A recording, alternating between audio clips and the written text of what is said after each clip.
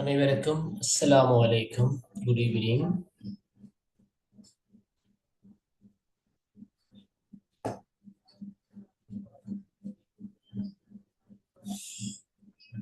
Okay, நாங்கள் அன்றைய பிள்ளைகள் கம்பரேட்டிவ் எஜுகேஷன் பாடத்துல அடுத்த ஒரு முக்கியமான ஒரு விடயத்தை நாங்கள் இன்று கலந்துரையாட இருக்கின்றோம். அதாவது எமது நாட்டினுடைய நிகழ்கால கல்வி முறைமைக்கும் சர்வதேச நாடுகளினுடைய நிகழ்கால கல்வி முறைமைக்கும் இடையிலே காணப்படுகின்ற தொடர்புகள் மற்றும் வேறுபாடுகளை நாங்கள் ஒப்பீடு செய்ய இருக்கின்றோம். உங்களுடைய ஆரம்ப செஷன்ல நான் குறிப்பிட்டதுக்கு அமைவாக ஒப்பீட்டு கல்வி என்பது ஒரு நாட்டினுடைய கல்வி முறைமையை கடந்த காலம், நிகழ்காலம், எதிர்காலம் என்ற அடிப்படையில் ஒப்பிடுவதும் நாடுகளுக்கு இடையிலான கல்வி செயற்பாடுகளை ஒப்பீடு செய்வதையும் உள்ளடக்கியது. அந்த வகையில் நாங்கள் இரண்டாவது பகுதிக்கு வந்திருக்கின்றோம். நாடுகளுக்கு இடையிலான கல்வி முறைமையை நாங்கள் ஒப்பீடு செய்ய போகின்றோம். எமது நாடு புராதன மன்னராட்சி கால பகுதியில் எமது நாட்டுக்கே உரித்தான தனித்துவமான கல்விசார் மரபுகளை கொண்ட ஒரு நாடாக காணப்பட்டிருக்கிறது. காலனித்துவ ஆட்சிக்கு உட்பட்ட கால பகுதியில் காலனித்துவ ஆட்சியாளர்கள் தமது காலனித்துவ மரபுகளை எமது நாட்டின் மீது திணித்திருந்தார்கள், அறிமுகம் செய்திருந்தார்கள். சுதந்திரத்தின் பின்னரான காலப்பகுதியில் நாங்கள் மரபு சார்ந்த மற்றும் காலனித்துவம் சார்ந்த கல்வி முறைமைகளுடைய செயற்பாடுகளிலிருந்து மெதுவாக விலகி நவீன காலத்துக்கு பொருத்தமான ஒரு கல்வி முறைமையை நோக்கி நாங்கள் நகர்ந்து கொண்டிருக்கின்றோம். என்றாலும் எமது நாட்டு கல்வி முறைமை இன்னும் பாரிய மாற்றங்களும் சீர்திருத்தங்களும் செய்யப்பட வேண்டியது அவசியம் என்பது எங்கள் எல்லோருக்கும் தெரிந்த விஷயம். அதற்கான முயற்சிகள் அண்மை காலங்களில் மிக வேகமாக இடம்பெற்று வருவதையும் நீங்கள் அனைவரும் அறிந்திருப்பீர்கள்.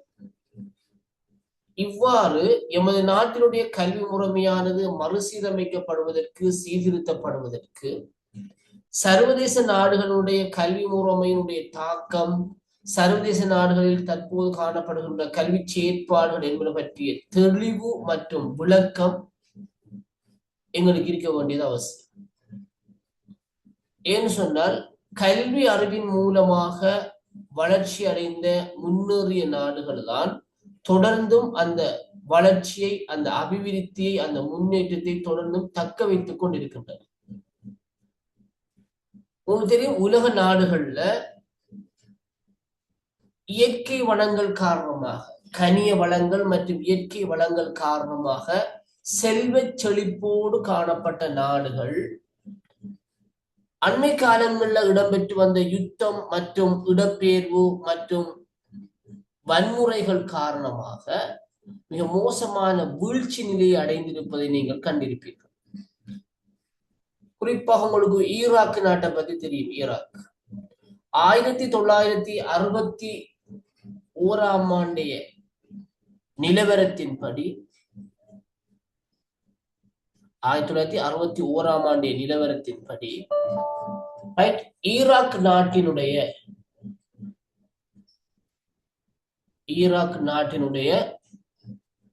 திர்ஹம் அல்லது ரியால், அவருடைய நாணயம், அதாவது ஒரு திர்ஹம் என்பது 3 அமெரிக்க டாலர்களுக்கு சமமானதாக இருந்திருக்கிறது.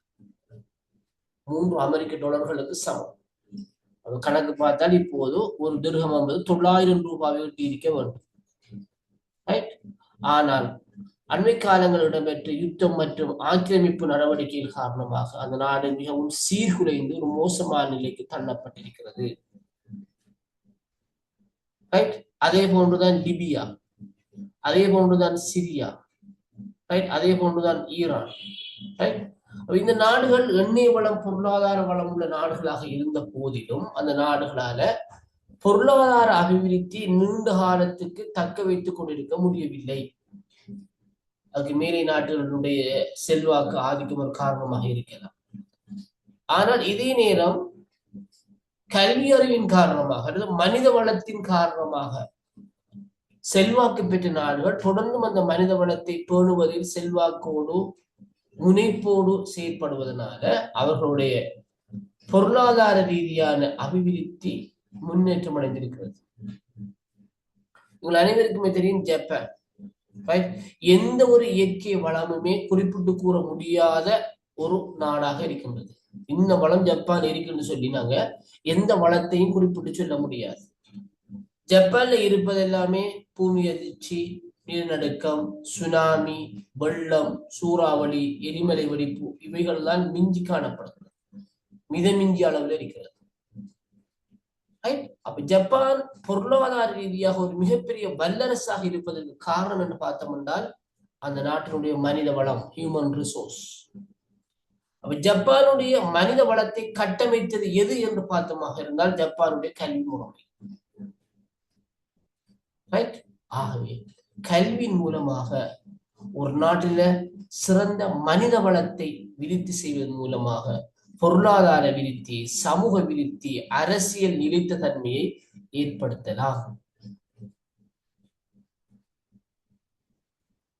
எந்த ஒரு பொருளாதார வளமும் இல்லாத ஜப்பானினால தனது கல்வியறிவின் மூலமாக மனித வளத்தை விருத்தி செய்து ஒரு பொருளாதார வல்லரசாக மாற முடியுமாக இருந்தால் எல்லா வளங்களும் கொண்ட எமது நாட்டினால் சகல வளங்களும் இருக்கிறது எங்களோட நாட்டில். எல்லா விதமான வளங்களும் கொண்ட எங்கள் நாட்டினாலே ஏன் நாங்கள் அபிவிருத்தி அடைய முடியவில்லை, ஏன் நாங்கள் முன்னேறவில்லை? எங்களுடைய மனித வள விருத்திக்கு எங்களுடைய கல்வி இன்னும் போதுமான பங்களிப்பு செய்யவில்லை. ஒப்பீட்டளவில் பார்க்கிற போது ஜப்பானுக்கு இலங்கைக்கும் இடையே நிறைய ஒற்றுமைகள் காணப்படுகின்றன.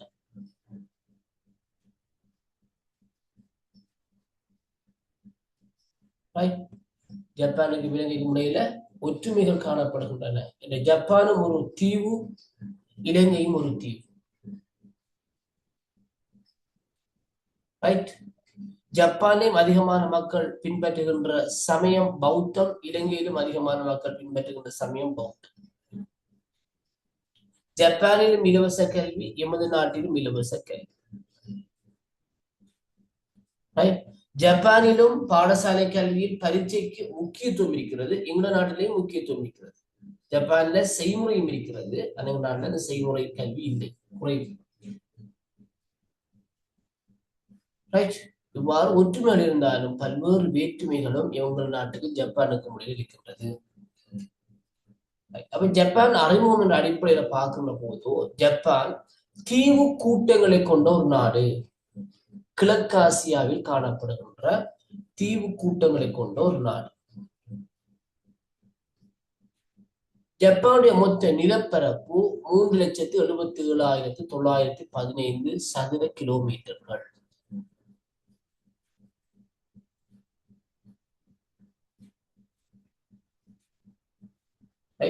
ஏறத்தாழ எங்களோட 6 மடங்கு பெரிய நாடு. ஜப்பானுடைய நிலப்பரப்புல அதிக அளவான பிரதேசம் மணல் பகுதிகளாக, அதாவது பயிற்சிகைக்கு கூட பொருத்தமற்ற மணல் பகுதிகளாக அமைந்து காணப்படுகின்றது. குறிப்பிட்டு கூறக்கூடிய எந்த விதமான இயற்கை வளங்களும் சக்தி வளங்களும் ஜப்பானில் இல்லை. உலகத்திலே ஆகக்கூடதான நிலக்கரியை, கோல் நிலக்கரி இறக்குமதி செய்கின்ற நாடு ஜப்பான். அவங்களுக்கு ஆரம்பத்தை சொன்ன மாதிரி ஜப்பான்ல அப்ப என்னதான் இருக்குன்னு பார்த்தோம்னா பூகம்பம் இருக்கிறது, நிலநடுக்கம் இருக்கிறது, சுனாமி இருக்கிறது, வெள்ளப்பெருக்கு இருக்கிறது, எரிமலை வெடிப்பு இருக்கிறது. எல்லா விதமான இயற்கை அனர்த்தங்களும் ஜப்பானுக்கு இலவசமாகவே கிடைக்கின்றது.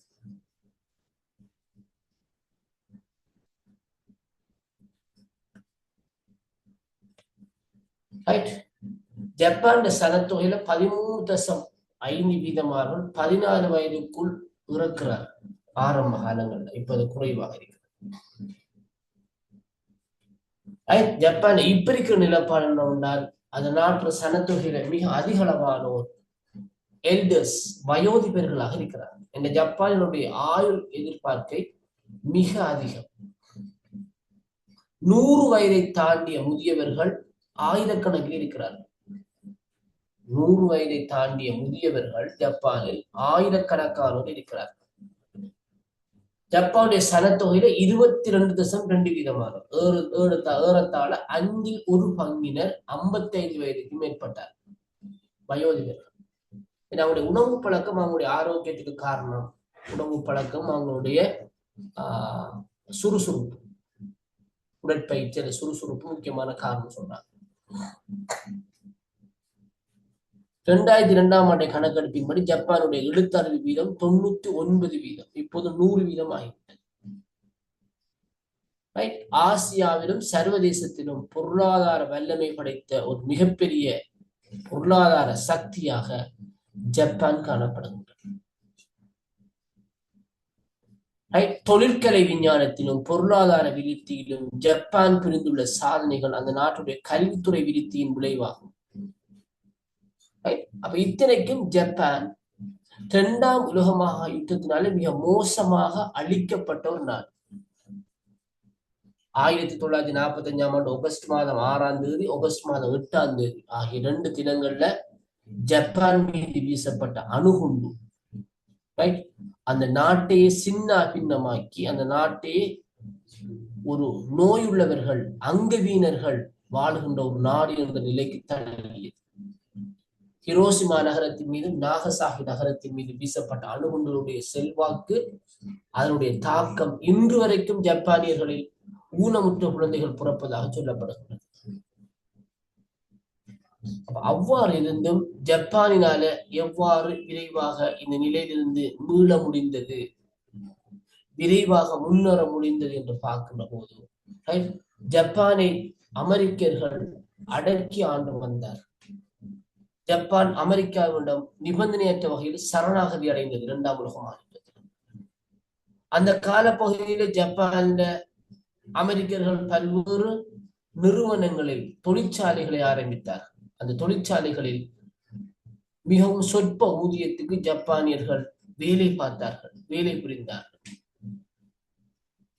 அமெரிக்கர்களிடமிருந்து தொழில் நுணுக்கங்களையும் தொழில்நுட்பங்களையும் கற்றுக்கொண்டார்கள். தமது நாட்டுக்காக தியாகம் செய்தார்கள், ஒன்றிணைந்தார்கள். அமெரிக்காவுடைய கட்டுப்பாடுகள் மெதுமெதுவாக தளர ஆரம்பித்த போது அதை தமது கல்வி முறைமையில் ஒழுங்கமைத்துக் கொண்டு மிக வேகமாக ஜப்பானியர்களால முன்னேற முடிந்தது. இன்று ஐக்கிய அமெரிக்காவுக்கும் கடன் கொடுக்கக்கூடிய ஒரு நிலையில் ஜப்பான் வளர்ச்சி அடைந்திருக்கிறது. அவங்களுக்கு ஆரம்பத்தில் சொன்ன மாதிரி ஜப்பானுக்கு இலங்கைக்கு காணப்படக்கூடிய பொதுவான பண்புகள் என்று பார்த்தோம்னு சொன்னால் 2மே தீவுகளாக இருக்கின்றது. 2 நாடுகளும் ஆசிய பௌத்த மரபுகளுடன் நெருங்கி தொடர்பு கொண்ட நாடுகள். 2லுமே பிரதானமான சமயமாக பௌத்தம் காணப்படுகின்றது. இந்த 2 நாடுகளுமே கல்வி ஒரு மனித உரிமையாக மதித்து அனைவருக்கும் கல்வியை வழங்குகின்றது. ஜப்பானிலையும் கல்வி பெறுவது உரிமை, இலங்கையிலையும் கல்வி பெறுவது உரிமையாக்கப்படுகிறது. ரைட். கல்வியை பொருளாதார அபிவிருத்திக்குரிய ஒரு கருவியாக இலங்கையும் பயன்படுத்துது, ஜப்பானும் பயன்படுத்துது. ஆனால் அதனுடைய பயன் ஜப்பான்ல மிக அதிகம், இலங்கையில மிக மிக குறைவு. எங்களோட கல்வி வெறும் ஏட்டு கல்வி மாத்திரம், ஜப்பானுடைய கல்வி செய்முறை கல்வி, தொழில்நுட்பத்திற்குரிய செய்முறை கல்வி. 2 நாடுகளுக்கு இடையில் பொருளாதார விருத்தி மட்டத்திலேயும் மனித விருத்தி மட்டத்திலேயும் பாரிய வேறுபாடு காணப்படுது. மனிதவள விருத்தியில ஜப்பான் மிகவும் முன்னேறி இருக்கிறது, இலங்கையில இன்னும் அது விருத்தி அடையாத ஒரு நிலையில காணப்படுகிறது. அப்ப ஜப்பானிய கல்வி முறைமையில இருந்து நாங்கள் எங்கட நாட்டு கல்வி முறைமைக்கு எதையாவது பெற முடியுமா, எதையாவது விஷயத்தை நாங்க அமுல்படுத்த முடியுமா என்கிறத நாங்க பார்க்க வேண்டியிருக்கிறது.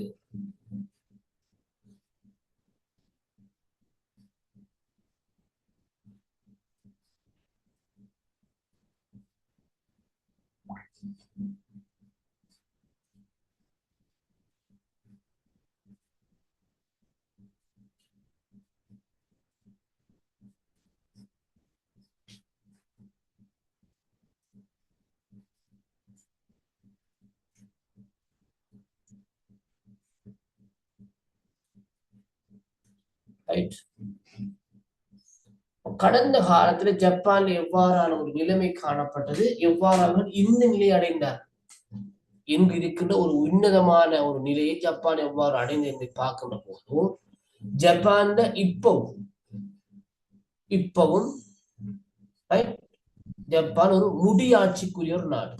எங்க நாட்டை போல ஜனாதிபதி முறை இல்ல, அங்க பிரதமர் ஆட்சி முறைதான் இருக்கிறது, கேபினட் சிஸ்டம் இருக்கிறது. என்றாலும் ஜப்பானுடைய அரச தலைவர் பிரதமர் இல்லை, ஜப்பானிய சக்கரவர்த்தி அக்கிஹிட்டோன்னு சொல்லுவாங்க. ரைட்? அப்ப இவர்கள் நீண்ட கால மரபை, இந்த மன்னராட்சி சக்கரவர்த்தி ஆட்சி முறை மரபை கொண்டவர்கள். நாங்கள் மன்னர்ன்னு சொல்லுவாங்க, சக்கரவர்த்தின்னு சொல்லுவாங்க. ரைட்? மலேசியாவுல ஜப்பான்ல எல்லாம் இப்பவும் அந்த சக்கரவர்த்தி என்கிற ஒரு நிலை காணப்படுகின்றது. அவர்களுக்கு மிக மிக அதிகாரம் குறைவு. ஒரு காலத்துல மிகுந்த அதிகாரம் உள்ளவர்களாக இருந்தார்கள். இப்போது மக்களாட்சி முறைக்கு மாறினுடன் அவங்க ஒரு செல்வாக்குள்ள அரச குடும்பமாக இருக்கிறார்கள். அவ்வாறு அந்த நிலை இன்று தொடர்ந்து காணப்படும். பிரித்தானியாவை போல லண்டன்ல சார்ல்ஸ் அரசராக இருப்பது போல ஜப்பானில் சக்கரவர்த்தி இருக்கிறார். இப்ப ஜப்பான்ல இந்த மேஜி என்று சொல்லக்கூடிய அரச பரம்பரை அவர்கள் தான் ஜப்பானிய கல்வி முறையில கூடுதலான சீர்திருத்தங்களை ஆரம்ப காலங்கள்ல மேற்கொண்டு இருக்கிறார்கள். சீர்திருத்தங்களை ஆரம்ப காலங்கள் அவர்கள் மேற்கொண்டு இருக்கிறார்கள். அந்த சீர்திருத்தங்களின் வாயிலாகத்தான் இன்று நாங்கள் காணக்கூடிய ஒரு நிலையை ஜப்பான் அடைந்திருக்கிறது.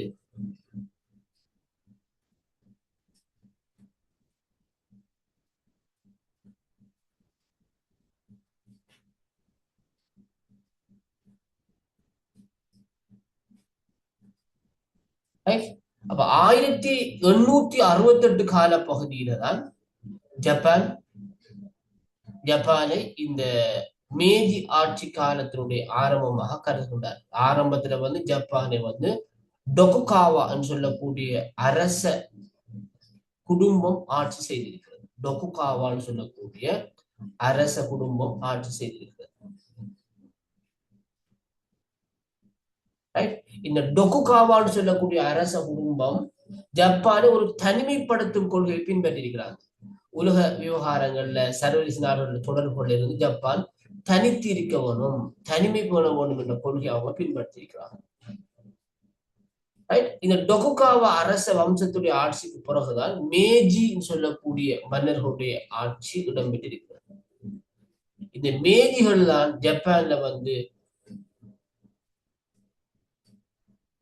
மிக முக்கியமான மாற்றங்களை சீர்திருத்தங்களை நடைமுறைப்படுத்தி இருக்கிறார் மேஜி பரம்பரை. அவர்கள் டொகுகாவா குடும்பத்தை போல அல்லாமல் ஜப்பானை ஒரு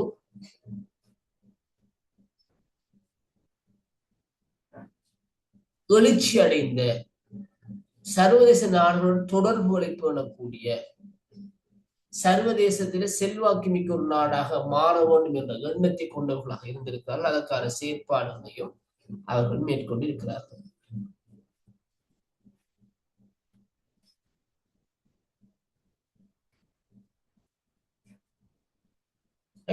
அவங்க டொகுகாவாவுடைய ஆட்சி காலம் 1868ஓட நிறைவுக்கு வருகிறது. அதுக்கு முதல்தான் அவர்கள் ஆட்சி செய்திருக்கிறார்கள்.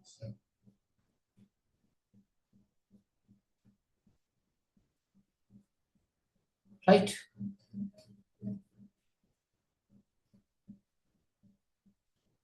அதான் சொல்ல ஒரு 1 minute மியூட் பண்ணிக்கொள்ளுமா?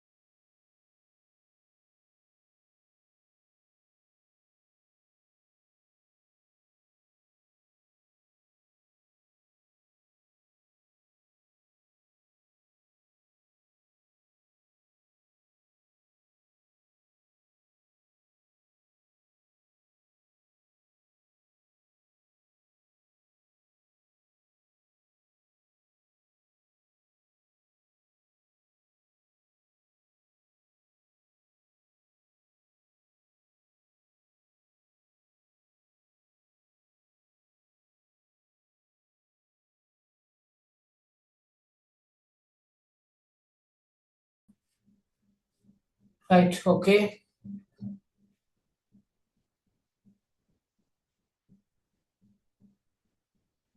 அப்ப இந்த டொகுகாவா ஆட்சி குடும்பத்தினுடைய அரச குடும்பத்தினுடைய அந்த வீழ்ச்சிக்கு பிறகு ஆட்சிக்கு வந்த இந்த மேஜி பரம்பரை தான் ஜப்பான்ல கல்வி சார்ந்த விரைவான சீர்திருத்தங்கள் அவர்கள் நடைமுறைப்படுத்தி இருக்கின்றார்கள். ரைட். அதுல 1872 அவங்க ஒரு மிகப்பெரிய சீர்திருத்தம் ஒண்ண கொண்டு வந்திருக்கிறாங்க. அடிப்படை கல்வி கோவை என்கின்ற ஒரு விஷயம். அடிப்படை கல்வி கோவையோட வெளியிட்டிருந்த மன்னர் பரம்பரை. அது என்னன்னு பார்த்தோம் சொன்னால், எழுத்தறிவு படிப்பறிவு இல்லாத ஒரு குடும்பமும் ஜப்பான்ல இருக்கக்கூடாது. எழுத தெரியாத வாசிக்க தெரியாத ஒரு நபர் கூட ஜப்பான் இருக்கக்கூடாது. அனைவரும் கல்வியை பெற வேண்டும் கொள்கை. இரண்டாவது, எந்த காரணத்தை கொண்டும் பாடசாலைக்கு மாணவர்கள் வருவதற்கு தடைகள் விதிக்கப்படக்கூடாது. என்ன தடைகள் பாடசாலை வரவுக்கு தடையாக இருந்தாலும் அவை அகற்றப்பட வேண்டும். அது மட்டுமல்லாமல் ஆன்மீக பயிற்சியை கூட வழங்கியிருக்கிறாங்க. ஆன்மீக பயிற்சி ஆரம்ப பாடசாலைகள்ல 4 வருடங்கள் அவர்கள் ஆன்மீக பயிற்சியில் ஈடுபடுவதற்கான செயற்பாடுகளை மாணவர்களுக்கு வழங்கியிருக்கிறார். அதே நேரம் அற ஒழுக்க கோட்பாடுகளை, பணிவு, மதிப்பு, மரியாதை, கீழ்ப்படிவு, சட்டத்தை மதித்தல் போன்ற அற ஒழுக்க கோட்பாடுகளை இந்த 4 ஆண்டுகளும் பிள்ளைகளும் படிப்பிக்கிறது. என்றைக்கும் பார்த்திருக்கலாம், ஜப்பானிகள் மிகவும் பணிவுள்ளவர். அவர்கள் தங்களுடைய தலைகளை தாழ்த்தி ஒருவருக்கு ஒருவர் குனிந்து வணக்கம் செலுத்தி வரவேற்றுக் கொள்வார். ஏதாவது ஒரு நன்மை செய்தால் அவர்கள் மிகவும் தாழ்மையுடன் தங்களுடைய நன்றியை தெரிவித்துக் கொள்வார். சில நேரங்கள் இந்த சமூக வலைத்தளங்கள்ல சில வீடியோஸ் பார்த்திருப்பீங்க. ஜப்பான்ல பாடசாலை மாணவர்களை ஏற்றி செல்கின்ற பஸ் வண்டி எல்லாமே மஞ்சள் நிறத்தில்தான் காணப்படும். அந்த மஞ்சள் நிற பஸ் பாதையால் பயணம் செய்யுமாக இருந்தால் சகல வாகனங்களும் அந்த பஸ் வண்டிக்கு வழிவிடுவாங்க. எங்க நாட்டை எவ்வாறு ஆம்புலன்ஸுக்கு வழிவிடுவாங்களோ அது மாதிரி ஜப்பான்ல இந்த பாடசாலை பஸ், ஸ்கூல் சர்வீஸ் பஸ்ஸுக்கு ஏனைய வாகனங்கள் சாரதிகள் நினைவாங்க வழிவிடுவாங்க. பாதையை கடக்கின்ற போது அந்த பிள்ளைகள் பாதையை பெடஸ்ட்ரியன் கிராஸால மட்டும்தான் கடப்பாங்க. அவ்வாறு கடக்கின்ற போது அவங்க மிகவும் தலையை தாழ்த்தி நன்றி செலுத்தி விட்டுதான் தங்களுடைய பயணத்தை தொடர்வார். சாரதிகளுக்கு நன்றி செலுத்தி விட்டு அப்படி ஒரு ஒழுக்கம், ஒரு கீழ்ப்படிவுள்ள ஒரு சமூகத்தை உருவாக்குவதற்கு இந்த மேஜி ஆட்சி கால பகுதியில் மேற்கொள்ளப்பட்ட ஆன்மீக பயிற்சி ஒரு முக்கியமான காரணமாக இருக்கிறது. இந்த மேஜி பரம்பரை தான் மத்தியமயப்படுத்தப்பட்ட ஒரு கல்வி நிர்வாகத்தை ஜப்பான் அறிமுகம் செய்திருக்கிறாங்க. ஜப்பான்ல 300 நிர்வாக அலகுகளை உருவாக்கி அந்த 300 நிர்வாக அலகுகளை மையப்படுத்துகின்ற நடவடிக்கை மேற்கொள்ளப்பட்டிருக்கிறது.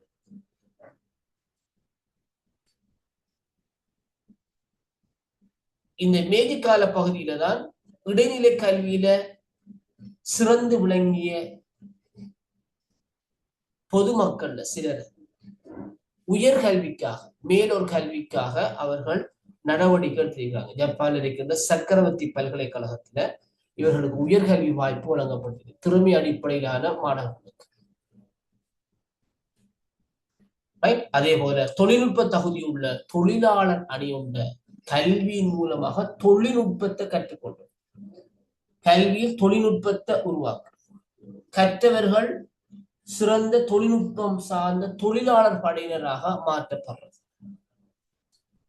ஆகவே கல்வியின் மூலமாக சிறந்த தொழில்நுட்ப அறிவுள்ள ஒரு தொழிலாளர் படையை உருவாக்குறது இந்த மேஜி பரம்பரையுடைய நோக்கமாக இருந்திருக்கிறது. அவங்க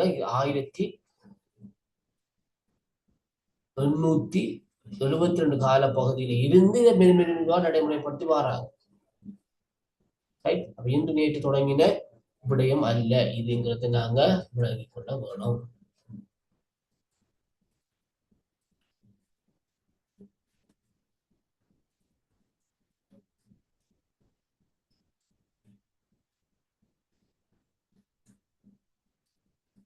ஜப்பானிய கல்வியுடைய குறிக்கோள் என்று பார்த்தோம் சொன்னால்,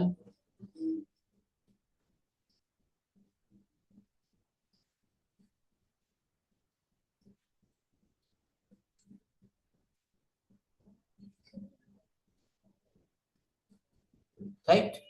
இந்த குறிக்கோள் வந்து 2ஆம் உலக போருக்கு பின்னர் மார்ஷல் திட்டத்தின் அடிப்படையில் ஜப்பானை மீள கட்டுறதுக்காக மீள கட்டியெழுப்புவதற்காக அமெரிக்க கல்வியலாளர்களால் உருவாக்கப்பட்டுச்சு. அவங்க சொல்றாங்க, உண்மையையும் சட்டத்தையும் விரும்பும் அதே வேளையில் விழுமியங்களை உயர்வாக போற்றும் மனித குலத்தை உருவாக்கு.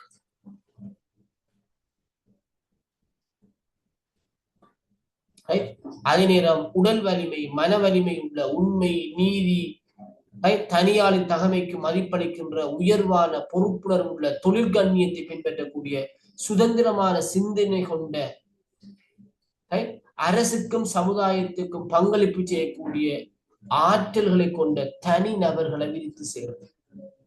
எப்படி அந்த குறிக்கோள் பாருங்க. 2வது உழைப்புக்கும் மதிப்பளிக்கும். என்ன தொழில் ஜப்பான்ல செய்தாலும் அந்த தொழில் எல்லாமே சமமானது.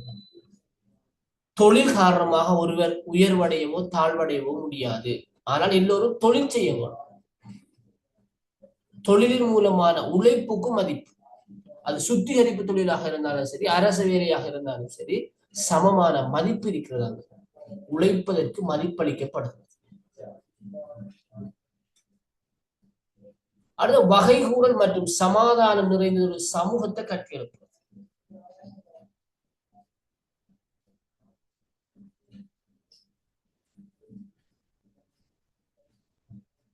அடுத்து ஆரோக்கியமான மனநிலையுடைய தேக ஆரோக்கியம் நிறைந்த பரிபூர்ண ஆளுமை கொண்ட நபர்களை உருவாக்குறது.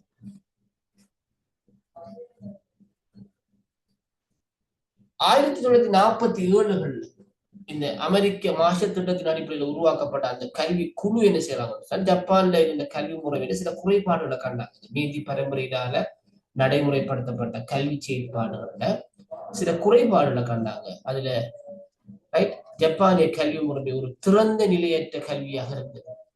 புதிய சிந்தனைக்கு மதிப்பிருக்கிறது. பழமையான விடயங்களுக்கு முக்கியத்துவம் கொடுத்திருந்தாங்க அதிகமா. உலக நோக்கு காணப்படாமல் இருந்துச்சு. கற்பித்தல் சலிப்புடைய ஒரு பணியாக இருந்தது. ஆசிரியர் மையமான கற்பித்தல் காணப்பட்டுச்சு. மாணவர்கள் அதிகமாக மனனம் செய்யக்கூடியவர்களாக காணப்பட்டாங்க. மனனத்துக்கு தான் முக்கியத்துவம் காணப்பட்டுச்சு. செயற்பாடற்ற வகுப்பறை காணப்பட்டுச்சு. இப்ப 1947 காலப்போது. அப்ப இதை மாற்ற வேணும்னு சொல்லி இந்த மார்ஷல் திட்டத்தின் அடிப்படையில உருவாக்கப்பட்ட ஆணைக்குழு சில பரிந்துரைகளை மேற்கொள்கிறது. அந்த பரிந்துரைகளை பார்க்கணும். அவங்க மாணவர்கள் புரிந்துணர்வு, பூரண வளர்ச்சி, ஆன்மீக வலிமை என்பவற்றை அடைகிறதுக்கான விடயங்கள் உள்ளடக்கப்படுகின்றோம்.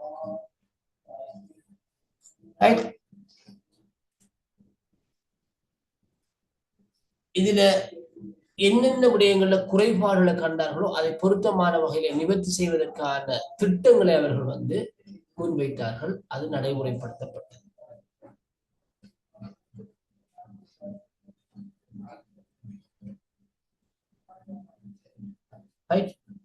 ஜப்பானை பார்த்தோம்னா நாங்க இப்போது ஜப்பான்ல பாடசாலை தவணை 3 மாதங்களை கொண்டது. 3 மாதங்களை கொண்ட தவணைகள் காணப்படுகிறது. ஜப்பான்ல முதலாவது தவணை ஃபர்ஸ்ட் டேர்ம் ஏப்ரல் மாதம் 6ஆம் தேதி தொடங்கும்.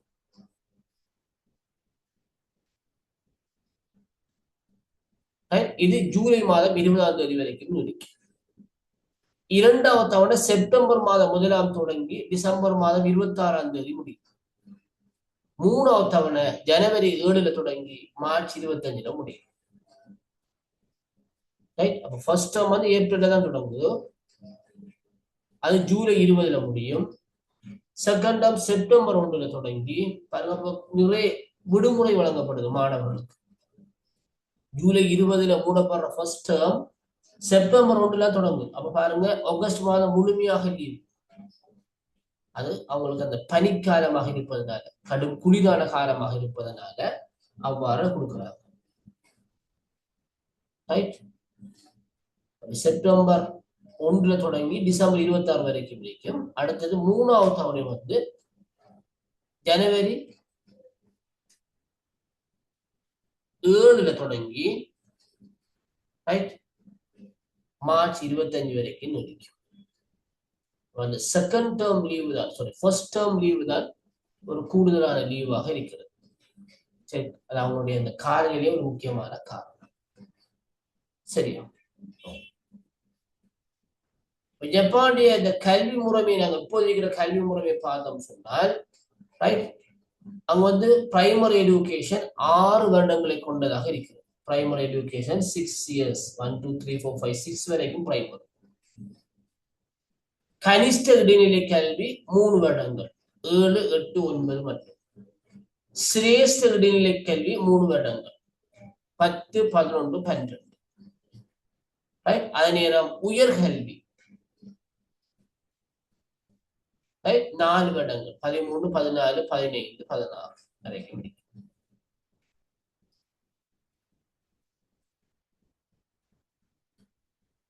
ஃபர்ஸ்ட் பிள்ளைகள் வந்து 6 வயதுல பாடசாலைக்கு செல்றாங்க. எங்க நாட்டை போல 6 வருடங்களை கொண்டது பிரைமரி எஜுகேஷன், 6ஆம் ஆண்டு வரைக்கும். 7 8 9 தரங்கள் வந்து கனிஷ்ட இடைநிலை, 10 11 12 வந்து சிரேஷ்ட இடைநிலை. ரைட், அதுக்கு பிறகு 13 14 15 16 தரங்கள் அல்ல அந்த ஆண்டுகள். அந்த ஆண்டுகள்ல பிள்ளைகள் வந்து உயர்கல்வியை பெறுவாங்க.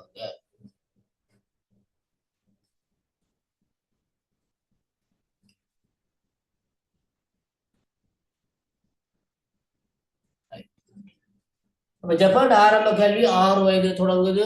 ஆரம்ப கல்வி 6 வருஷம் சொல்லி பார்த்தோம். ஆரம்ப கல்வியில கலைத்திட்டத்துல ஜப்பானிய மொழி, கணிதம், சமூக கல்வி, சங்கீதம், கைவேலை, உடற்கல்வி, மனைப்பொருளியல் போன்ற பாடங்கள் கற்பிக்கப்படுகின்றது. ஆங்கிலம் முக்கியமாக கற்பிக்கப்படும்.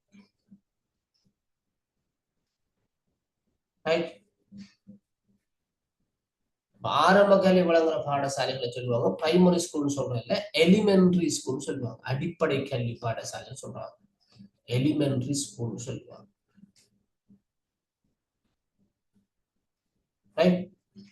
அதே போல எங்க நாட்டு மாதிரி பிரைமரி ஸ்கூல்ல, எலிமெண்டரி ஸ்கூல்ல மாணவர்கள் அனைவருக்கும் ஊட்டச்சத்து நிறைந்த மதிய உணவு வழங்கப்படுகிறது. எங்க நாட்டுக்கு ஒரு தொடர்பும் இருக்கிறது. மிக முக்கியமான விஷயம், பிள்ளைகள் தங்களுடைய வகுப்பறைய, தங்களுடைய கழிப்பறைய, தங்களுடைய பாடசாலையை தாமாகவே தூய்மையாக்கி கொள்வாங்க. என்ன சொல்ல வாரன்னு சொன்னால், ஜப்பானிய பாடசாலைகள்ல சிற்றூழியர்கள், சுத்திகரிப்பு தொழிலாளர்கள் நியமிக்கப்படுவதில்லை. கேட் வாட்சரோ, லேபரோ, சானிட்டரி லேபரோ யாரும் இல்லை. வகுப்பறையை கூட்டுறது, வாஷ்ரூமை கிளீன் பண்றது, முற்றத்தை கூட்டுறது எல்லாமே மாணவர்கள் தான். என்னால் அங்கிருந்தே தங்களோட வேலையை தாங்கள் செய்ய வேணும். தாங்கள் பயன்படுத்துற பொருளை தாங்களே அதை கிளீன் பண்ண வேணும், சுத்தம் செய்ய வேணும்ங்கிற அந்த விழுமியம் கற்றுக் கொடுக்கப்படுகிறது. ஜப்பானுக்கு எங்களோட நாட்டுல இருந்து வேலை வாய்ப்புக்கு போவாங்க, கேள்விப்பட்டிருக்கேன். சவுதி அரேபியா போல அல்லது மிடில் ஈஸ்ட்ல இருக்கிற நாடுகள் போல நீங்க கேள்விப்பட்டீங்கன்னா, ஜப்பானுக்கு யாராவது டிரைவரா போயிருக்கிறாங்க, ஹவுஸ் மேட்டா போயிருக்கிறாங்க, ஓச்சரா போயிருக்கிறாங்க, செக்யூரிட்டி கார்டா போயிருக்காங்கன்னு கேள்விப்பட்டிருக்கீங்களா? இல்லை. ஜப்பானுக்கு வேலை வாய்ப்பு போறாங்க, ஃபேக்டரிகள்ல வேலை செய்யறாங்க, அது விவசாய பண்ணைகள்ல வேலை செய்யறாங்களா தான் இருப்பாங்களே ஒழிய ஜப்பானிய மக்களுக்கு சேவம் புரியறதுக்கு போறதில்லை யார்.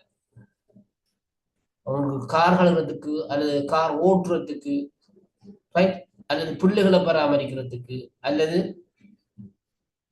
சமைச்சு கொடுக்கறதுக்கு என்று யாரும் செல்வதில்லை. அப்ப இந்த எண்ணக்கரை எங்க உருவாக்கப்படும்? பாடசாலைகள் தங்களோட வேலையை தாங்களே செய்ய வேண்டும் என்கிறது.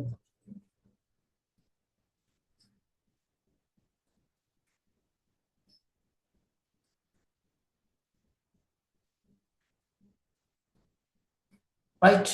ஆகவே கூடுதலாக ஜப்பானுடைய பிரைமரி எஜுகேஷன்ல பிள்ளைகளுக்கு அறிவாற்றல் சார்ந்த விடயங்களை விட மனப்பான்மை விருத்திக்கான செயற்பாடுகள் கூடுதலாக இருக்கிறது.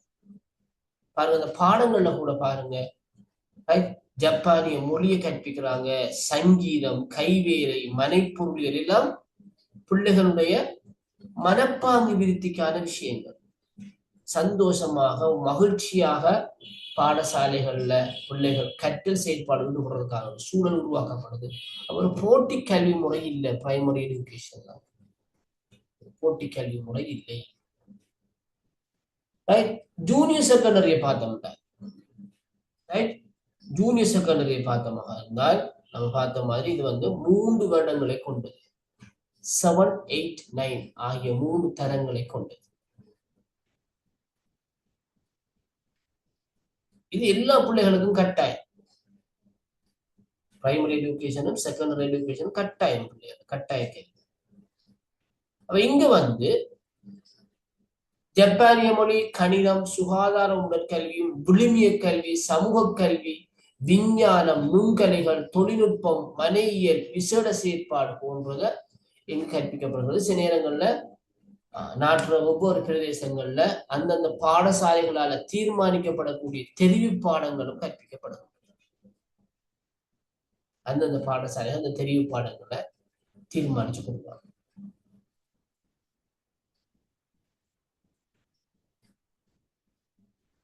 சீனியர் செகண்டரி பார்த்தோம்னா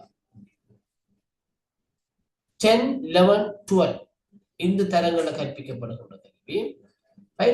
இது 3 வருடங்களை கொண்டது. இது எங்களோட நாட்டு கல்வி முறைமையிலிருந்து வித்தியாசப்படுது பாருங்க. இங்க சாதாரண கல்வி, விசேட கல்வின்னு 2 வகை இருக்கு. சாதாரண கல்வி, விசேட கல்வின்னு சொல்லி இங்க 2 பிரதானமான துறைகள் இருக்கிறது. 2 வகைகள் இருக்குது. துறையில வகைகள் இருக்கிறது. இந்த சாதாரண கல்வின்னு சொல்றது கல்விசார் பாடங்களை கொண்டது. நாங்க படிக்கிற மெட்ஸோ, சயின்ஸோ, சமூக கல்வியோ, உடற்கல்வியோ அப்படியான பாடங்களை கொண்டதுதான் சாதாரண கல்வி. விசேட கல்வின்னு சொல்றது தொழில்துறையோடு தொடர்பானது. இது விவசாயம், கைத்தொழில், வியாபாரம், கடற்தொழில், மனைப்பொருளியல் போன்ற பாடங்களை கொண்டது.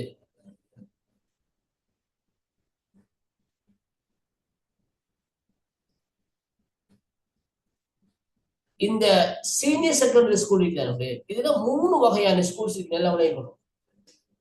ஒன்று ஃபுல் டைம் ஸ்கூல், முழு நேர பாடசாலை.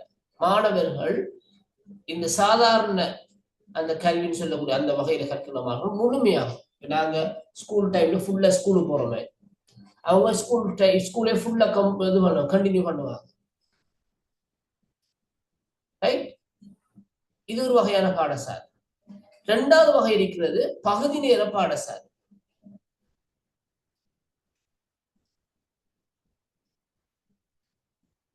பகுதி நேர பாடசாலை இங்க வந்து பிள்ளைகள் வேலைக்கு போவாங்க, தொழிற்சாலைகளை வேலைக்கு போவாங்க.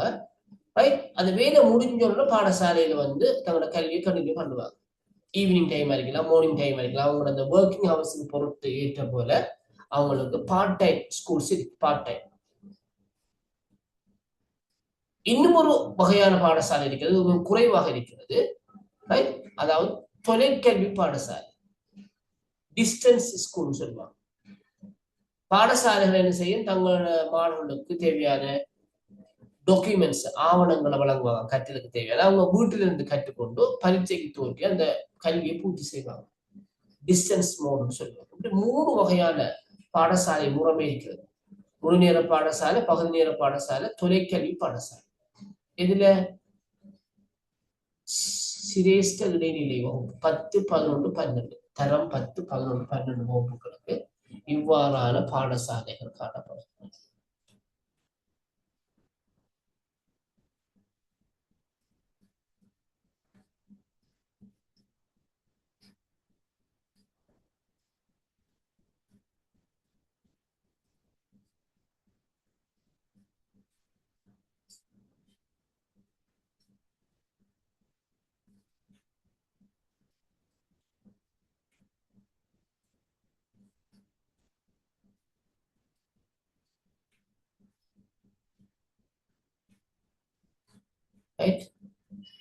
அப்ப இந்த ஜப்பானிய கல்வி முறைமையில நாங்க சொல்ற மாதிரி சாதாரண பாடசாலை இருக்கிறது, அதே போல விசேட பாடசாலை, சிறப்பு பாடசாலை சொல்லுவாங்க. சிறப்பு பாடசாலையில 2 வகை இருக்கிறது. அது சொல்லுவாங்க பல் பயிற்சி பாடசாலை, சிறப்பு பயிற்சி பாடசாலைன்னு இருக்கிறது. அது 2 பிரிப்பாங்க. அங்க கற்பிக்கப்படும் பாடங்களுக்கு ஏற்ப அந்த பாடசாலை சாதாரணமான பாடசாலையா அல்லது சிறப்பு பயிற்சி பாடசாலையா விசேட பயிற்சி பல் பயிற்சி பாடசாலையாக தீர்மானிக்கப்படும்.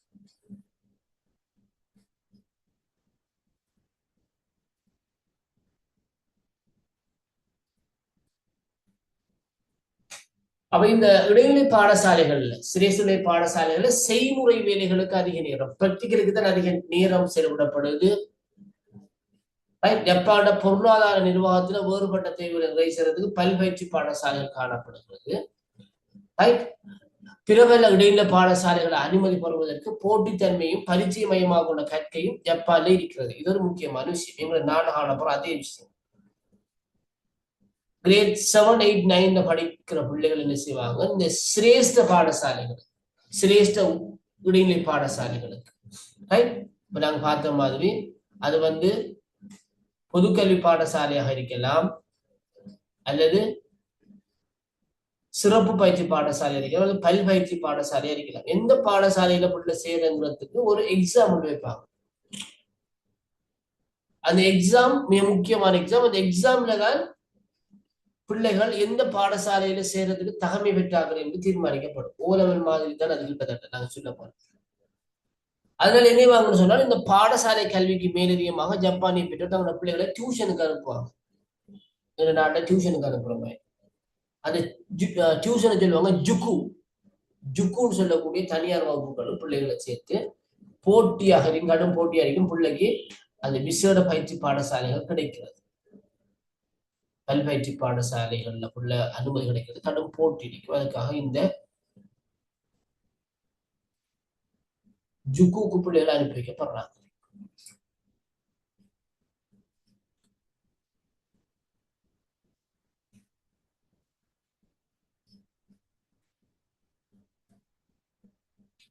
ஜப்பான்ல உயர்கல்வியை பார்த்தோம் என்றால், உயர்கல்வி 3 முக்கியமான நிறுவனங்கள் சம்பந்தப்படும். ஒன்று தொழில்நுட்ப கல்லூரி, அடுத்தது பல்கலைக்கழகங்கள், அடுத்தது கனிஷ்ட கல்லூரி.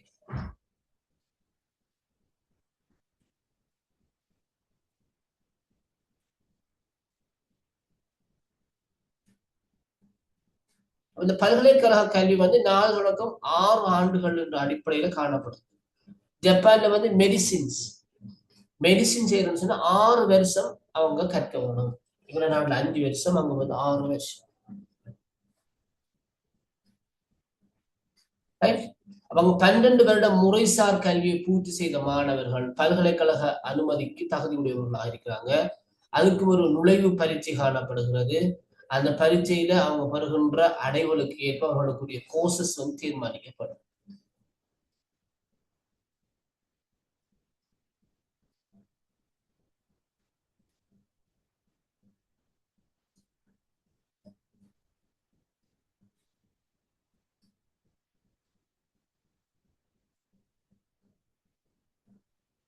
அப்ப ஜப்பான்ல பார்த்தோம்னா ஏறத்தாழ 500க்கும் மேற்பட்ட பல்கலைக்கழகங்கள் இருப்பதாக சொல்லப்படுகிறது.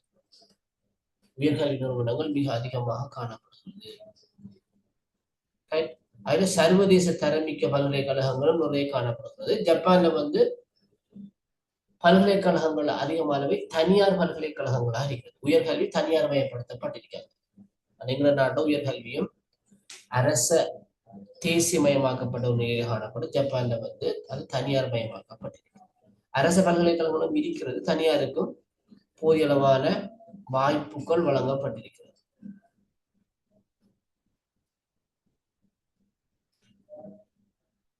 ஜப்பான்ல முறைசாரா கல்வி நாங்கள் எடுத்து பார்த்தோமாக இருந்தால், அங்கு பிராந்திய கல்வி நிறுவனங்களின் மூலமாக சமூகத்துல பல்வேறு பிரிவினருக்கு முறைசாரா கல்வி, தொழிற்பயிற்சி கல்வி வழங்கப்படுது.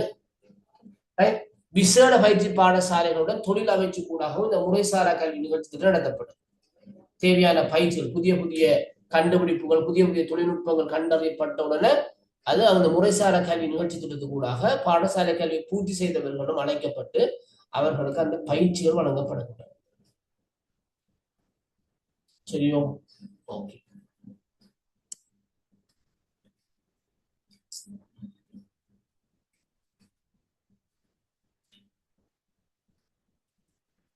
எங்களுக்குரிய ஆக்டிவிட்டிக்கான நேரம் வந்திருக்கு பிள்ளைகள். ரைட். இவங்களுக்கு காட்சிப்படுத்தினது தான் உங்களோட தலைப்பு. அதாவது ஜப்பானிய கல்வி முறைமைக்கும் இலங்கையோட கல்வி முறைமைக்கும் முடியும் இப்ப இலங்கையில் காணப்படுற கல்வி முறைப்படிக்கு நீங்க காண்கின்ற தொடர்புகளும் வேறுபாடும். ஜப்பானிய கல்வி முறைமைக்கும் இலங்கையுடைய கல்வி முறைமைக்கும் இடையே நீங்க காண்கின்ற தொடர்புகளும் வேறுபாடும். கேள்வி விளங்கிட்டா? எஸ். ஓகே. நேரம் 7:55 ஒரு 8:15 வரைக்கும் டைம் 20 மினிட்ஸ் நடந்து கொள்ளலாம். எப்படியான தொடர்பு இருக்கு என்ன வேறுபாடு இருக்கு ஜப்பான கல்வி முறைமை இலங்கை கல்வி முறைமை இந்த வகையில வேறுபாடுகள் நீங்க சொல்ல வரும் இந்த வகையில தொடர்பு இருக்குன்னு சொல்ல வேணும். ஓகே ஸ்டார்ட் பண்ணுவோம்.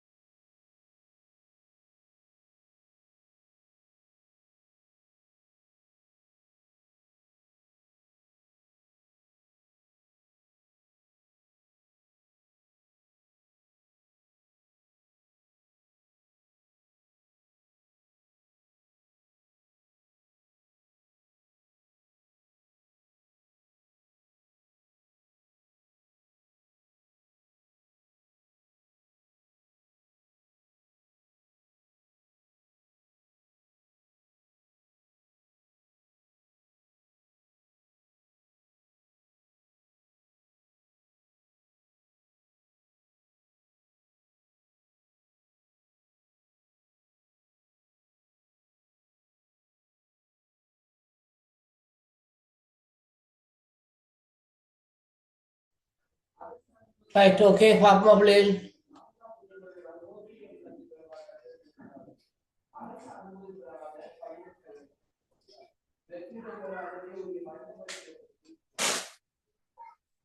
ரெடியா?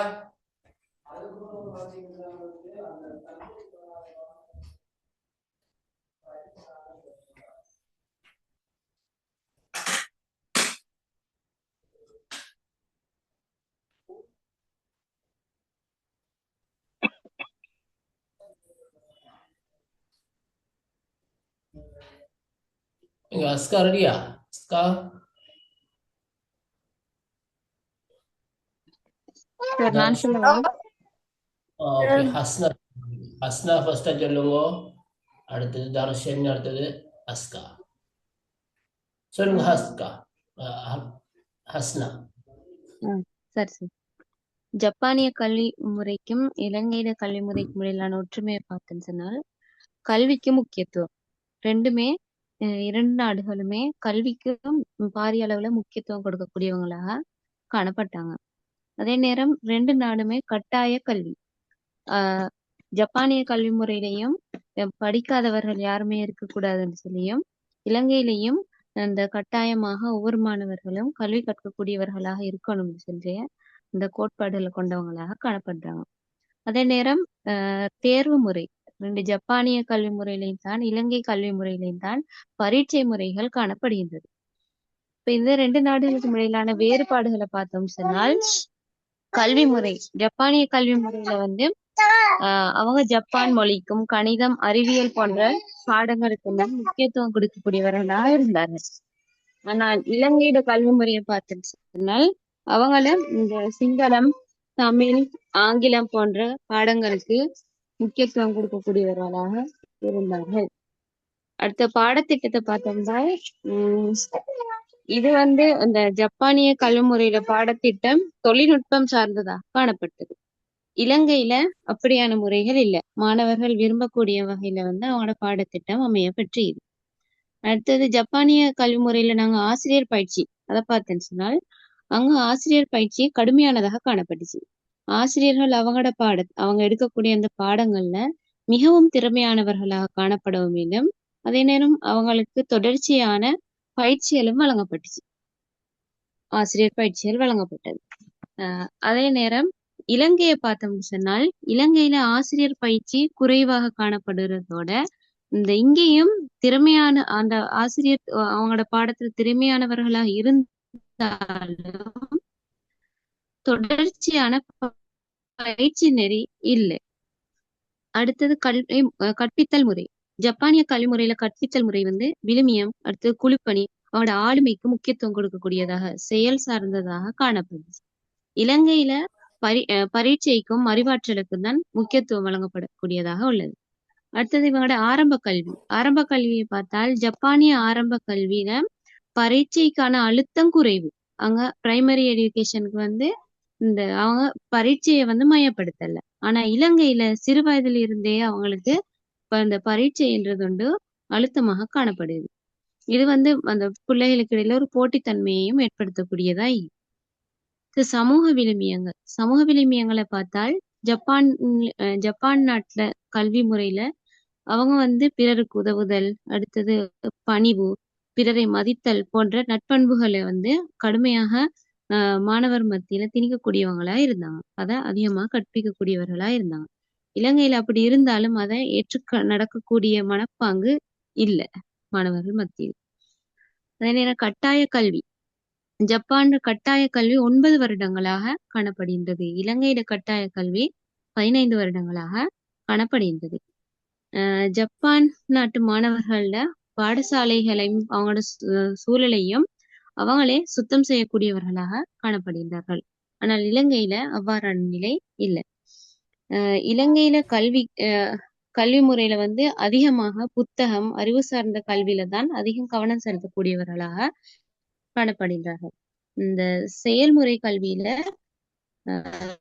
கவனம் செலுத்தவில்லை. அவ்வளவுதான் சார். ஓகேவா? ஓகே, அஸ்னாக்கு பாராட்டுக்கள்.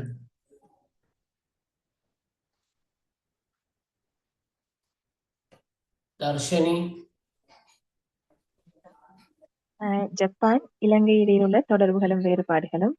தொடர்புகளாக 2 நாடுகளும் இலவச கல்விக்கு முக்கியத்துவம் கொடுக்கும் நாடுகளாக காணப்படுது. அடுத்து கட்டாய கல்விக் கொள்கை 2 நாடுகளிலும் காணப்படுகின்றது. கல்வி கற்க பிரவேசிக்கும் வயது எல்லை 6ஆக காணப்படுவது 2 நாடுகள்லயுமே இருக்கிற ஒரு ஒற்றுமையாக இருக்குது. அடுத்து ஆரம்ப கல்வியில் ஊட்டச்சத்து நிறைந்த மதிய உணவு வழங்கப்படும் திட்டம் இலங்கை, ஜப்பான் 2 நாடுகள்லயுமே ஆரம்ப கல்வியில கடைபிடிக்கப்படுது. 2 நாடுகளும் பாடசாலை முறைமையில் மாணவர் பங்கு பெற்றதென கட்டாயப்படுத்தியுள்ளது. அது ஜப்பானில் கீழ் இடைநிலை மேல் இடைநிலை என்பது போல இலங்கை கல்வி திட்டத்திலும் கனிஷ்ட இடைநிலை சிரேஷ்ட இடைநிலை உயர்தரம் என காணப்படுகின்றமை ஒரு ஒற்றுமையாக காணப்படுது. இலங்கை ஜப்பான் 2 நாடுகளிலும் 3 தவணைகளாக கல்வி செயற்பாடுகள் மேற்கொள்ளப்படுகின்றன. அந்த மாதங்கள்ல வேறுபாடுகள் இருந்தாலும் தவணைகள் 3 தவணைகளாக காணப்படுது.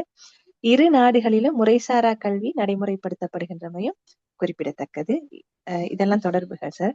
அடுத்து வேறுபாடுகளாக பார்க்கும்போது இலங்கை ஏட்டுக்கல்விக்கு முக்கியத்துவம் கொடுக்கும் அதேவேளை ஜப்பான் தொழில்நுட்பத்துடனான செயல்முறை கல்விக்கும் மனப்பாங்கு விருத்திக்கும் முக்கியத்துவம் கொடுக்கிறது. ஜப்பானில் உழைப்பிற்கு மதிப்பளிக்கப்படுகின்றது. இலங்கையில ஆரம்ப கல்வி தொடக்கம் அவ்வாறான ஒரு நிலை காணப்படுவதில்லை. ஜப்பானில் பிள்ளைகள் ஆரம்ப கல்வி முதலே தத்தமது வேலைகளை தாமே செய்து கொள்ள பயிற்றுவிக்கப்படுகின்றனர். இலங்கையில் பெரியோரை சார்ந்திருக்கும் ஒரு நிலை காணப்படுகின்றது ஆரம்ப கல்வியிலிருந்து. ஜப்பானில் ஆரம்ப கல்வி 6 வருடங்களாக இருக்கும் அதேவேளை இலங்கையில் 5 வருடங்கள் தரம் 1 முதல் 5 வரையாக காணப்படுகின்றது. ஜப்பானில் மேல் இடைநிலை கல்வி மாணவர்களுக்கு சலுகை வழங்கப்படுகின்றது. அதாவது முழு நேர பாடசாலை, பகுதி நேர பாடசாலை, தொலைக்கல்வி பாடசாலை என்றவாறு மாணவர்களின் வசதிக்கேற்ப அவர்களுக்கான அந்த சலுகை வழங்கப்படுகின்றது. இலங்கையில் சிரேஷ்ட இடைநிலையில் அவ்வாறான ஒரு நிலைமை காணப்படுவதில்லை. ஜப்பானில் ஆரம்ப கல்வியில் போட்டித்தன்மை காணப்படவில்லை. ஆனால் இலங்கையில் தரம் 1 முதலே பரீட்சை முறையிலான ஒரு போட்டித்தன்மை காணப்படுகின்றது. மேல் இடைநிலை கல்வியில் செயல்முறை கல்விக்கு அதிக முக்கியத்துவம் ஜப்பானில் வழங்கப்படுகின்றது. இலங்கையில் சிரேஷ்ட இடைநிலை அதாவது தரம் 10, 11 பரீட்சையை மையமாக கொண்டு விடுமுறை முறையில் கற்பிக்கப்படுவது குறிப்பிடத்தக்கது. ஓகே, பாராட்டுக்கள் தர்ஷினி. ஓகே, அஸ்கா. ஓகே, அஸ்கா. இலங்கையிடம் ஜப்பான் கல்வியிடம் ஒற்றுமையை பார்க்கும்போது இலங்கையில இலவச கல்வி காணப்படுற அதே மாதிரிதான் ஜப்பான்லயும் இலவச கல்வியா எங்களுக்கு காணக்கூடியதா இருக்கிறது. இலங்கையை பொறுத்தவரையில பரீட்சைகளுக்கு முக்கியத்துவம் அதிகமாக வழங்கப்படுகிறது. அதற்காக நிறைய டியூஷன் கிளாஸஸ் ஸ்டார்ட் பண்ணிருது. அதுல ஒரு முக்கியத்துவமா அவதானிக்கக்கூடியதா இருக்கிறது. அதே மாதிரிதான் ஜப்பான்லயும் அந்த கிளாஸஸ் அனுப்பி இந்த முக்கியமான பரீட்சைகளை வென்றெடுத்து தேவையான பாடசாலைகளுக்கு போன்ற ஒரு ஜூடோ முறை அந்த முறை காணப்படுகிறது. அடுத்தது சுத்தம் செய்யறது. இலங்கையை பொறுத்த வரைக்கும் இலங்கையில பாடசாலைகள்ல கிளீனிங் சார்ட் போடப்பட்டு வகுப்புகள்ல உட்சுத்தம் வெளிச்சுத்தம் மாணவர்கள் தாமாகவே மேற்கொள்ற மாதிரியே ஜப்பான்லையும் அந்தந்த மாணவர்கள் தமக்கு தேவையானதை சுத்தம் செய்கிறவர்களாக காணப்படுறாங்க. அடுத்தது சமத்துவ கல்வி. ஜப்பான்லையும் தான் இலங்கையிலையும் தான் எல்லா மாணவர்களுக்கும் ஒரே மாதிரி தான் கல்வி கற்கப்படுகிறது. அந்த திறமைகள் அடிப்படையில பிரித்து அவங்க நோக்கப்படுறல எல்லாருக்கும் ஒரே கல்வி வழங்குறதுனூடாக மாணவர்களோட அறிவு விருத்தி மேம்பாடடைகிறதாக அவங்க கருத்தில் கொள்றாங்க. அதே மாதிரி ஆங்கிலம் கற்பிக்கப்படுறது. இலங்கையில ஆங்கிலம் முக்கியத்துவப்படுத்தப்பட்டு ஆங்கிலம் கற்பிக்கப்படுற மாதிரியே ஜப்பான்லயும் அவர்களுக்கு இன்னொரு மொழியாக ஜப்பான் மொழி எல்லாம் இன்னொரு பிரிதொரு மொழியாக ஆங்கிலம் கற்பிக்கப்படுறத அவதானிக்க இயலும். அடுத்தது போசாக்கு உணவு முறை. மாணவர்களோட ஆரோக்கியத்துல மாணவர்களோட கல்வியில ஒரு தாக்கம் செலுத்தக்கூடிய உணவு முறை என்ற அடிப்படையில போசாக்கான உணவு முறை இலங்கையில வழங்கப்படுறத அவதானிக்கலும். அதே மாதிரி ஜப்பான்லயும் அவர்களுக்கு போசாக்கான உணவு முறை வழங்கப்படுறத எங்களுக்கு ஒற்றுமையாக காண இயலும். அடுத்தது உயர்கல்வி நிலையங்கள் காணப்படுறது. ஜப்பான்லயும் உயர்கல்வி நிலையங்கள் மாணவர்கள் படிச்சு தொழில்துறைக்கு போறாங்க. இலங்கையில உயர்கல்வி நிறுவனங்கள் பல்கலைக்கழகங்கள் காணப்படுகிறது. டிஃப்ரென்ஸ் பார்க்குறேன்னு சொன்ன வித்தியாசங்களை பார்க்குறேன்டா, இலங்கையில 1ஆம் ஆண்டுலேருந்தே அந்த ஒரு பரீட்சை மைய கல்வியாகத்தான் பார்க்க இயலும். ஆனால் ஜப்பான்ல வந்து ஸ்டார்ட்ல ஆளுமைகள் விருத்தி செய்யப்படுற, பண்பாடுகள் விருத்தி செய்யப்படுற, ஒரு சுத்தம் செய்யறதுக்கு தன்னை பழக்கிறதாக இருக்கட்டும், பண்புகள் விருத்தி செய்யப்படுற, பிறரை மதிக்கிறது, அந்த மனித விமானங்கள், அதற்காகத்தான் அந்த சின்னத்திலேருந்து பயன்படுத்தப்படுற. அடுத்தது வந்து ஜப்பான்ல ஒரு சிறப்பான ஒரு கல்வி முறை காணப்படுற. ஒண்ட ஆசிரியர் விளங்கப்படுத்தினா ஒரு கணித பாடத்துல அதை யார் பிடிச்சிக்கொள்றாரோ அவர் திரும்ப அடுத்தாக்களுக்கு விளங்கப்படுத்துற மாதிரி. அதாவது ஆசிரியர் வந்து ஒரு மெயினாளாக முதலா ஈந்துட்டு திரும்ப மாணவர்களோட அறிவை விருத்தி செய்யற மாதிரிக்கு ஒரு கல்வி முறை காணப்படுகிறது. அடுத்தது வந்து ஜப்பான்ல வந்து சூழல் வந்து மிக முக்கியமாக கருத்தில் கொள்ளப்படுற. இந்த ஜப்பான்ல வந்து பாடசாலைகள்ல நவீன தொழில்நுட்பங்கள் அதிகமாக காணப்படுற. இலங்கையில தற்காலத்துல பாடசாலைகள்ல அதிக தொழில்நுட்பம் கொண்டு வரப்பட்டாலும் கிராமிய பாடசாலைகள் இன்னுமே வைஃபையோ கவரேஜ் இஷ்யூ அதன் காரணமாக பின்னோக்கி இருக்கிறத காணலும். ஜப்பான்ல ஆரம்ப கல்வி 6 இயர்ஸாக காணப்படுது, இலங்கையில 5 இயர்ஸாக காணப்படுகிறது. இலங்கையில வந்து ஜப்பான் அளவுக்கு உட்கட்டமைப்பு வசதிகள் காணப்படாட்டியும் தற்போது கவர்மெண்ட்ஸால் அபிவிருத்தி செய்யப்பட்டு கொண்டு வரத்தை அவதானிக்கலும். ஆக மொத்தத்துல இலங்கை அரசால கொண்டு வர பின்பற்றப்படுற இப்போது வந்து கல்வி வந்து பரீட்சைய நோக்கியதாக மனப்பாடமாக்கக்கூடிய ஒரு சிஸ்டத்துல போய்கொண்டிருக்கக்குள்ள ஜப்பான்ல காணப்படுறது வந்து பண்புசார் விருத்தியாக தொழிற்கல்விக்கு மாணவர்களை ஒரு நல்ல பிரஜையை உருவாக்குற சிஸ்டமாக காணப்படுது சார். நன்றி. ஓகே, பாராட்டுக்கள், வாழ்த்துக்கள். அடுத்து யாருமான்? மிஸ்னா, நுஸ்கியா, பர்வீன்.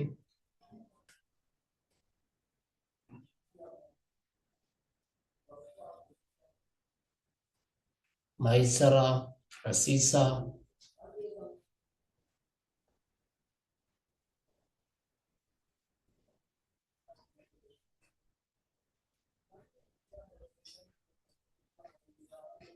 அடுத்து யார் செய்ய போறீங்க பிள்ளையன்?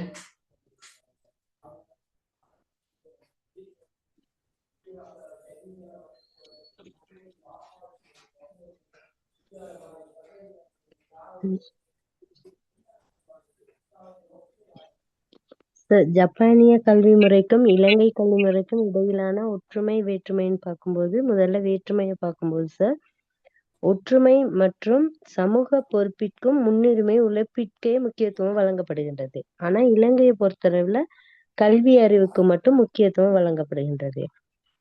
அடுத்தது ஜப்பான் நடைமுறை திறன்கள் மற்றும் தனிநபர் மேம்பாட்டுக்கு முக்கியத்துவம் வழங்கப்படுகின்றது. இலங்கை பொறுத்தளவுல சார் கலை திட்டம் பெரும்பாலான கோட்பாடு மற்றும் புத்தகத்தை அடிப்படையாக கொண்டு தான் அங்க கல்வி திட்டங்கள் நடைபெறுகின்றது. அது மட்டும் இல்லாம ஆரோக்கியமான மன நிறைவுடைய கட்டியெழுப்பப்படுகிறது. ஆனா இலங்கையை பொறுத்தளவுல புத்தகத்தோட மன அழுத்தம் கூடியவாறு இலங்கையில கல்வி அறிவு கட்டியெழுப்பப்படுகின்றது. அதாவது மாணவர்கள் சுத்தம் செய்கின்றது, அந்த மனநிலையை கொண்டு வருது. இவ்வாறான நடைமுறை பெரும்பாலும் குறைவு. ஆசிரியருக்கும் மாணவருக்கு இடையிலான அந்த ஜப்பானிய கல்வி திட்டத்துல ஆசிரியருக்கும் மாணவருக்கும் நெருங்கிய உறவு வந்து இருக்குது. இலங்கையை பொறுத்தளவுல அவங்களோட அந்த நடைமுறை வந்து குறைவாக காணப்படுகின்றது. அது மட்டும் இல்லாம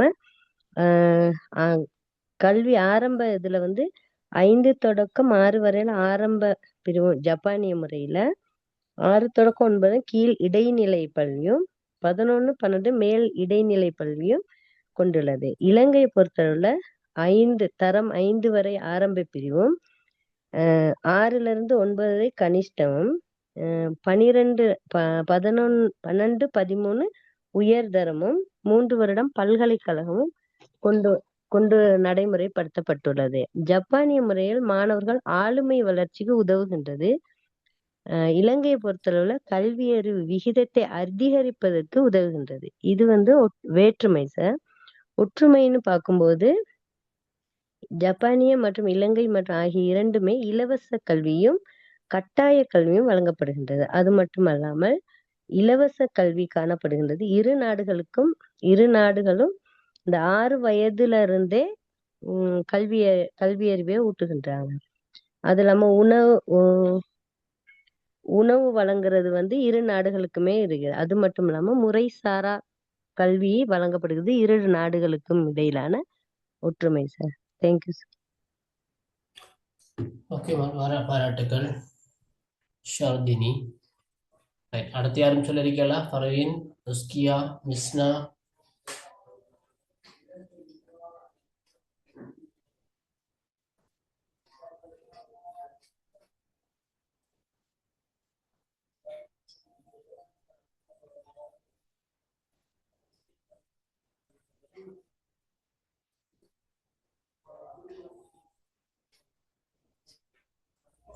ரைட், ஓகே.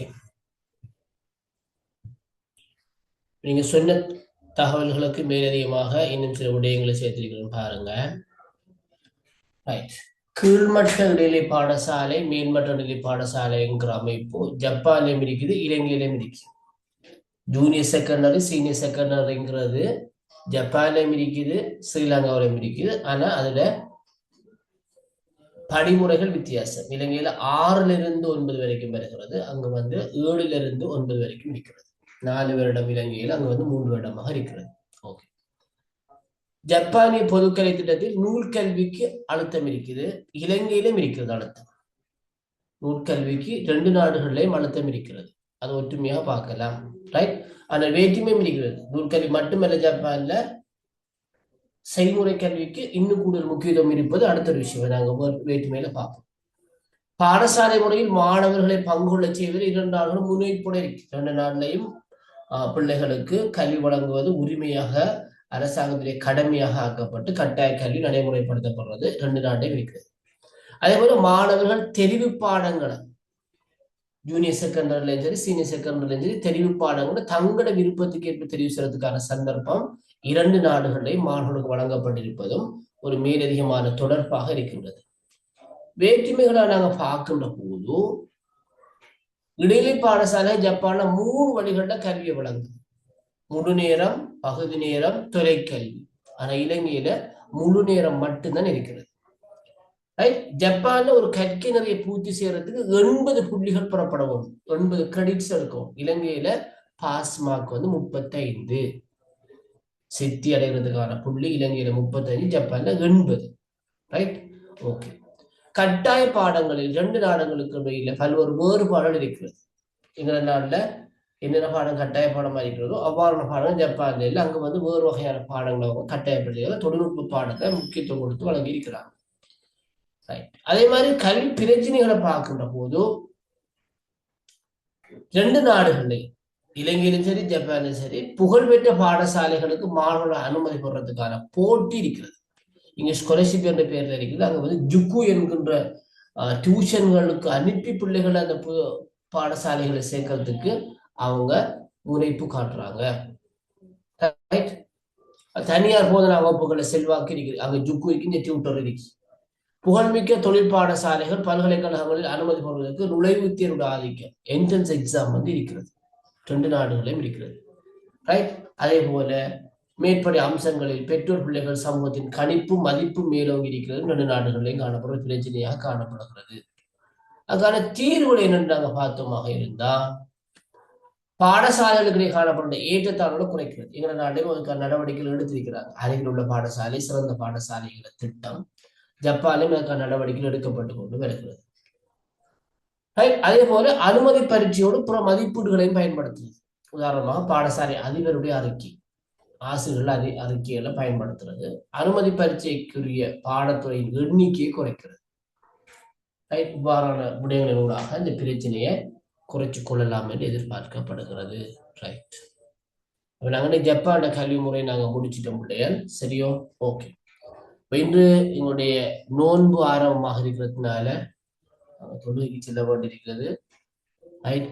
ஜப்பானிய கல்வி முறையோட நாங்கள் இன்றைய அமர்வு நாங்கள் நிறைவு செய்து கொள்வோம். நான் நினைக்கிறேன் எங்களுக்கு இன்னொரு செஷன் ஒன்று இருக்குது 22ஆம் தேதி நினைக்கிறேன். நான் அது ஒரு ஈவினிங் டைம்ல அந்த செஷன் இருக்கு. அதுல முடியுமாக இருந்தால் இன்ஷா அல்லாஹ் மலேசியா மற்றும் சீனா ஆகிய நாடுகளுடைய கல்வி முறையை நாங்கள் ஒப்பீடு செய்ய இருக்கின்றோம். ரைட். அப்ப இன்றைய அமர்வில் கலந்து கொள்ளும் அனைவருக்கும் நன்றி கூறி இந்த அமர்வை நான் நிறைவு செய்து கொள்கிறேன். உங்கள் அனைவருக்கும் அஸ்ஸலாமு அலைக்கும். Good night.